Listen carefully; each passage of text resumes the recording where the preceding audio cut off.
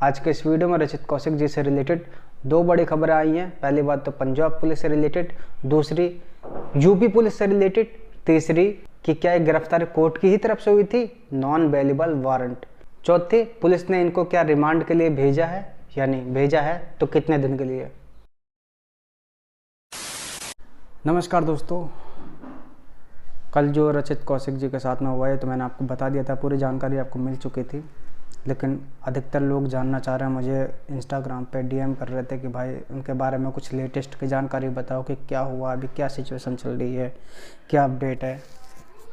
तो अपडेट तो है मेरे पास, अपडेट अभी आपको बताऊंगा, लेकिन अभी वो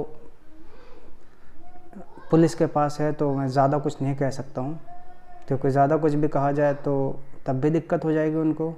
अफसोस की बात यह है कि जिनके साथ भी ऐसी घटना हो चुकी है आज वो लोग भी इनका साथ नहीं दे रहे हैं।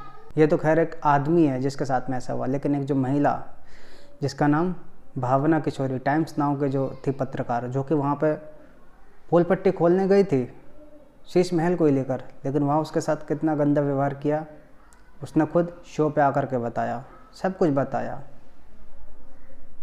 वॉशरूम भी उसको गेट बंद करके नहीं करने दिया, गेट खोल करके करने दिया था। तजिंदर बग्गा जी, बीजेपी का इतना बड़ा नाम है, खैर उनको हिरासत में लिया था लेकिन हरियाणा पुलिस ने रोक लिया था, क्योंकि भैया देखो नाम इतना बड़ा है, वैसे भी बीजेपी से ऑफिशियली तौर पर जुड़े हुए हैं, तो उनको ले जाना तो इतना मामूली बात नहीं है, क्योंकि कानून हरियाणा पुलिस भी जानती है, पंजाब पुलिस भी जानती है। तो जो भी चीज़ें दिखाई गई थी तजिंदर बग्गा को लेकर, हरियाणा पुलिस ने क्लियर कर दिया कि ये भैया अवैध गिरफ्तारी है, ये कोई कानूनी तौर पर गिरफ्तारी नहीं है। मतलब लड़े थे वहाँ पे, पुलिस टू पुलिस लड़े थे, कानूनी तौर पे जो कानूनी प्रक्रिया होती है उस हिसाब से लड़े थे और छुड़ा लिया। लेकिन यहाँ तो भैया हमारे जैसे नॉर्मली ये राष्ट्रवादी पत्रकार निकले, तो इनके साथ क्यों ना हो। इनको यूपी से गिरफ्तार किया यार, यूपी से पंजाब की पुलिस लेके गई। अब अगर पंजाब लेकर के जाना हो तो शायद मुझे ऐसा लगता है कि वो डायरेक्ट कोई फ़्लाइट से तो जाएंगे नहीं, अगर सड़क जाएंगे तो सबसे पहले उन्होंने यूपी से उठाया, यूपी पुलिस को कुछ ना कुछ बताया होगा, उनका भी क्लेरिफिकेशन आया, ये मैं आपको दिखाऊंगा यूपी पुलिस का ही। फिर उसके बाद रास्ता जो जाता है दिल्ली से जाता है, दिल्ली पुलिस ने भी पता नहीं कुछ क्यों नहीं बोला, या बोला होगा पता नहीं क्यों।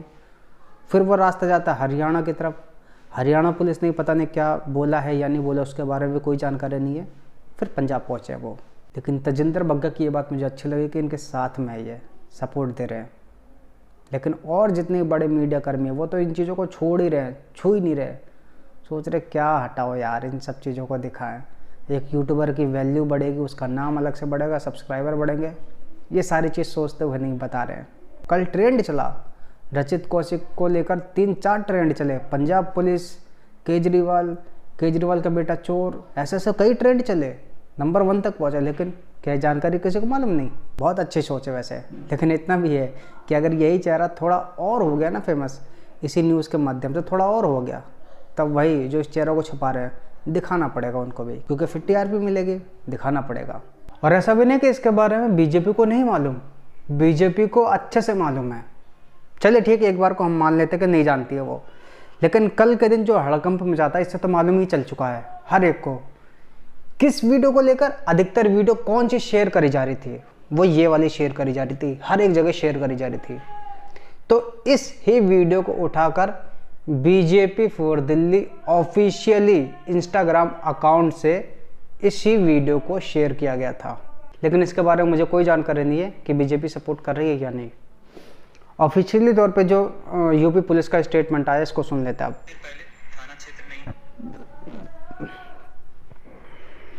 अभी कुछ देर पहले थाना क्षेत्र नई मंडी से एक अपहरण की सूचना कंट्रोल को प्राप्त हुई थी। इसके संबंध में जांच की गई है।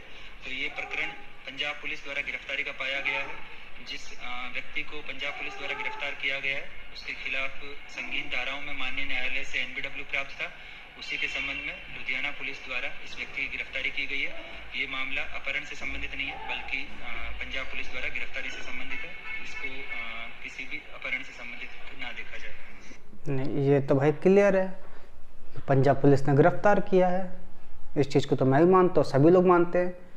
लेकिन किडनैपिंग को लेकर क्या कहा जा रहा था, किडनैपिंग देखो मैं इनके बारे में कुछ नहीं कर रहा हूँ, इनका ये अलग स्टेटमेंट है। ये जो बयान मैं दे रहा हूँ ये मैं अपनी तरफ से दे रहा हूँ कि किडनैपिंग को लेकर ट्रेंड इसलिए चलाया जा रहा था कि जिस तरीके से उनको गिरफ्तार किया था, ये सारा कुछ मैं आपको न्यूज़ के माध्यम से बता रहा हूँ कि गाड़ी से घसीटा, 15 मिनट के अंदर गाड़ी में भर लिया पुलिस ने अपने स्कॉर्पियो में। तो ये जो गिरफ्तारी करने का तरीका था ये किडनैपिंग वाला था, इसीलिए इस चीज़ को लेकर किडनैपिंग बोला जा रहा था। तो ये तो हर कोई जानता है गिरफ्तार किया, किडनैपिंग नहीं था वो। आगे पुलिस के द्वारा क्या बोला गया कि संगीन धाराओं में मान्य न्यायालय से NBW प्राप्त था, मतलब नॉन अवेलेबल वारंट। अब इसके बारे में कोई जानकारी नहीं है कि संगीन धाराएं क्या थी, लेकिन जो धाराएं पब्लिक करी गई शायद मुझे ऐसा लगता है कि वही हो सकती है, बाकी और कोई धाराएं होगी उसके बारे में कोई जानकारी नहीं है कि क्या संगीन धाराएं थी। लेकिन जो पब्लिक में चीज़ें हैं उससे कोई सबूत या प्रमाण वैसा नहीं दिख रहा है। लेकिन लेटेस्ट की अपडेट ये भी मालूम चली है कि बेल तो नहीं मिली है, लेकिन 2 दिन के लिए पुलिस रिमांड पे ले गए हैं, 2 दिन के लिए। यह अभी तक की जानकारी थी, बाकी और जो अपडेट आएगी मैं आपको बताऊंगा। तब तक के लिए चैनल के साथ जुड़ कर रहें। मैं उन सभी से कहूँगा कि भाई जिनको कल दिक्कत का सामना करना पड़ा था, आज उसी दिक्कत का कोई और सामना कर रहा है। मुझे ऐसा लगता है अगर ये सोच करके नहीं दिखा रहे हो न्यूज़ में कि भाई इसके फॉलोअर बढ़ जाएंगे, तो इससे नीची सोच और नहीं हो सकती कुछ भी। जय श्री राम।